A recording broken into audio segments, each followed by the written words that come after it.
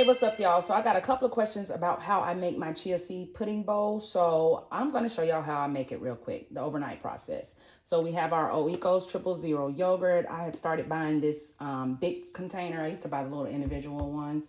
I got my chia seeds, and I usually use almond flour. I usually use almond milk, but I'm out. So I'm going to use some of this Aldi brand of a protein shake. I'm going to just put a little bit in there.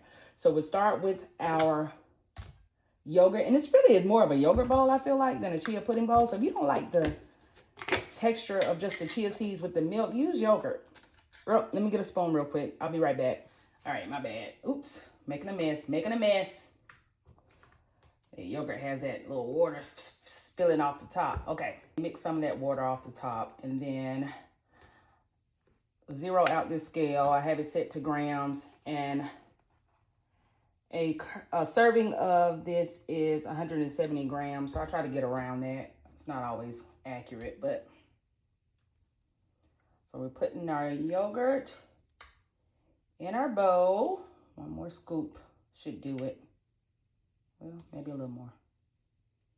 And I don't always measure. I'm just fronting for y'all. I know some people need exact instructions. All right, yogurt's in there. Next, we're going to take our chia seeds, and I got these from Aldi.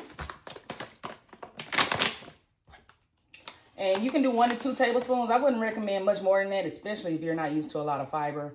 I'm doing 1 tablespoon of that.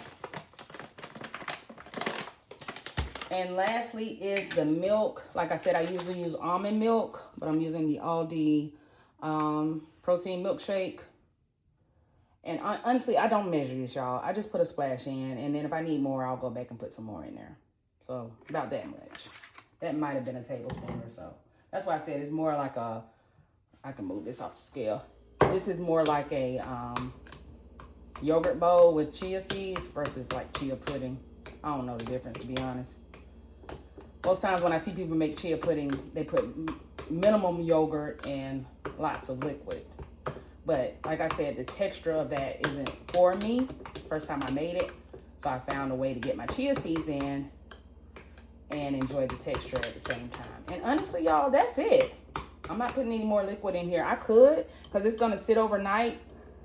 And it usually is. If I wasn't using this, I probably would use a little bit more liquid. But I don't know how that's going to work. So I'm just being careful. But you can add more liquid because it's going to soak up the seeds. The seeds are going to soak up the liquid overnight. But that's it, y'all. Finish off the bowl, and I put my top on it. And it goes in the refrigerator overnight. You can do this the day of as well, just so you know. Then you can come back, top it the next morning with fruit, granola, chocolate chips, whatever. So that is my chia pudding bowl. Talk to y'all later. Bye.